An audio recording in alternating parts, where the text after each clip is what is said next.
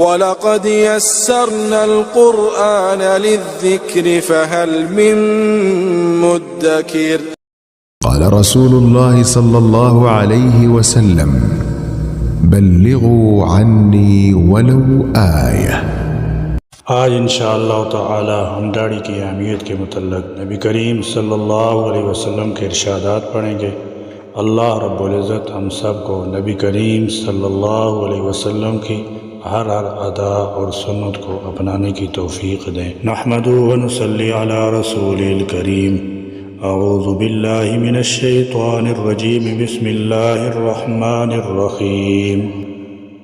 عن ابی ہریرۃ رضی اللہ تعالی عنہ قال قال رسول اللہ صلی اللہ علیہ وسلم جز الشوارب وعرخ اللخاء خالف المجوز۔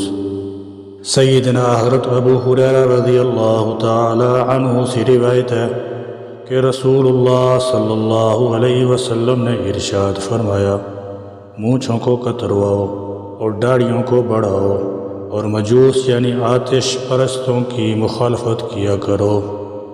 سیدنا حضرت ابو ہریرہ رضی اللہ تعالی عنہ سے روایت ہے کہ میں نے رسول اللہ صلی اللہ علیہ وسلم سے سنا کہ میری سب امت کو معافی مل جائے گی مگر کھلم کھلا اعلانیہ گناہ کرنے والوں کو معافی نہیں ملے گی۔ اور کھلم کھلا گناہ میں یہ بھی داخل ہے کہ آدمی رات میں کوئی گناہ کا عمل کرے پھر صبح کرے اور اللہ تعالیٰ جل شانہ نے اس کے عیب پر پردہ ڈالا ہوا ہے، پھر وہ یہ کہے کہ اے فلاں میں نے رات اس طرح اور اس طرح گناہ کا عمل کیا ہے، اور کوئی شخص اس حال میں رات گزارے جس پر اس کے رب نے پردہ ڈالا ہوا ہے اور وہ صبح کرے اللہ کے پردوں کو اپنے اوپر سے اٹھا دے۔ اس کو روایت کیا ہے بخاری اور مسلم نے۔ صحیح احادیث کی روشنی میں یہ بات طے ہو چکی ہے کہ داڑھی رکھنا واجب عمل ہے اور واجب عمل کو چھوڑنا گناہ ہے، کیونکہ واجب عمل کا درجہ فرض کے قریب ہوا کرتا ہے اور اس کی خلاف ورزی عملاً حرام ہوتی ہے۔ اسی لیے فقہاء کرام نے داڑھی بنانے کو حرام فرمایا ہے۔ چنانچہ داڑھی کو سنت قرار دے کر یہ دعویٰ کرنا کہ اگر کوئی داڑھی نہ رکھے تو گناہ گار نہیں، یہ سراسر غلط فہمی پر مبنی ہے۔ دین کے اہم اور واجبی احکام میں سے آج کے دور میں ایک متروک مظلوم حکم داڑھی ہے، جس پر اس صدی میں جتنے نشتر چلائے گئے وہ شاید دین کے کسی اور حکم پر مشکل ہی سے ملیں گے۔ روز مرہ لاکھوں کے حساب سے صبح سے اٹھتی بے دردی کے ساتھ ذبح ہونے والی چیز رسول اللہ صلی اللہ علیہ وسلم اور تمام انبیاء علیہ السلام کی پیاری سنت اور شریعت کا ایک ایسا واجب اور فطری عمل ہے جس کی خلاف ورزی سے کئی گناہ لازم آتے ہیں، جبکہ بعض اہل علم حضرات کے بقول اس میں 24 گھنٹے کا گناہ کا تسلسل جاری رہتا ہے، مگر افسوس کہ اس کو تراش کر اور کاٹ کر گندی نالی میں بہا دیا جاتا ہے۔ نعوذ باللہ تعالی من ذالک۔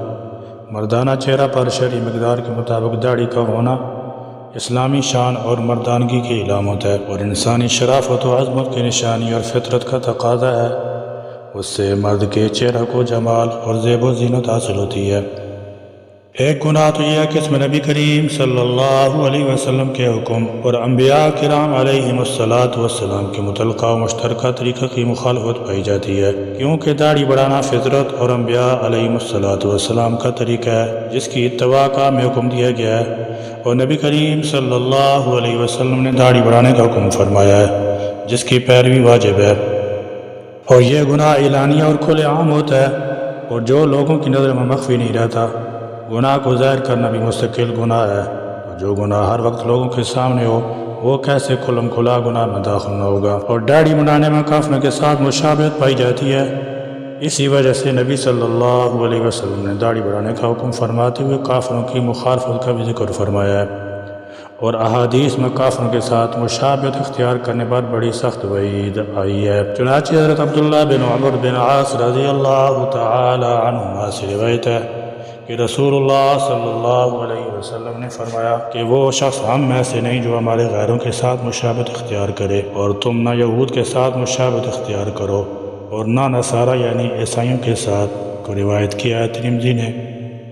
اور داڑھی منانے میں خواتین کے ساتھ مشابہت اختیار کرنا پایا جاتا ہے کیونکہ داڑھی کو اللہ تعالیٰ جل شانہ نے مردوں اور عورتوں کے درمیان امتیازی شرف کی چیز بنایا ہے، اور جس عمل میں عورتوں کے ساتھ مشابہت اختیار کرنا پایا جاتا ہو، ایسے عمل کو اختیار کرنا احادیث کی روح سے گناہ ہے، بلکہ باعث لعنت عمل ہے۔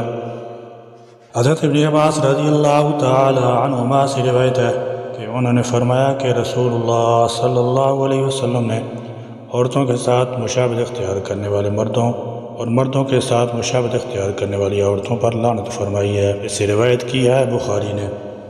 اور داڑھی منڈانے میں ہجڑوں کے ساتھ مشابہت پائی جاتی ہے، یہ بھی مستقل گناہ ہے۔ رسول اللہ صلی اللہ علیہ وسلم نے مخنث یعنی ہجڑا بڑھنے والے مردوں پر اور مرد بڑھنے والی عورتوں پر لعنت فرمائی ہے۔ حضرت ابن عباس رضی اللہ تعالی عنہما سے روایت ہے کہ رسول اللہ صلی اللہ علیہ وسلم نے مخنث ہجڑا بڑھنے والے مردوں پر اور مرد بڑھنے والی عورتوں پر لعنت فرمائی۔ راوی کہتے ہیں کہ میں نے عرض کیا کہ مرد بڑھنے والی عورتیں کون ہیں؟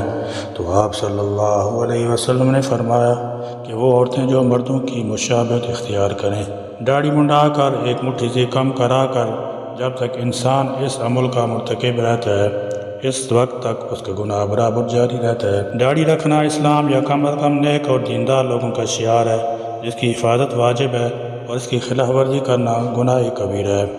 جس کی حفاظت واجب ہے اور اس کی خلاف ورزی کرنا گناہ ہے، کیونکہ آپ صلی اللہ علیہ وسلم نے داڑھی بڑھانے کا حکم فرماتے ہوئے کافروں کی مخالفت کا ذکر فرمایا ہے، اور اگر اس گناہ کو بار بار دہرایا جائے تو اس کی سنگینی میں اور اضافہ ہو جاتا ہے۔ داڑھی کے بارے میں شریعت کی طرف سے اہمیت و تاکید کو پیش نظر رکھتے ہوئے بعض اہل علم حضرات نے اسے اسلامی شعائر میں داخل کیا ہے اور داڑھی منڈانے کے گناہ کو مسلسل جاری رہنے والے گناہوں میں شمار فرمایا ہے۔ ملحوظ رہے کہ اگر داڑھی پوری طرح منڈائی نہ جائے بلکہ کاٹ کر ایک مٹھی سے کم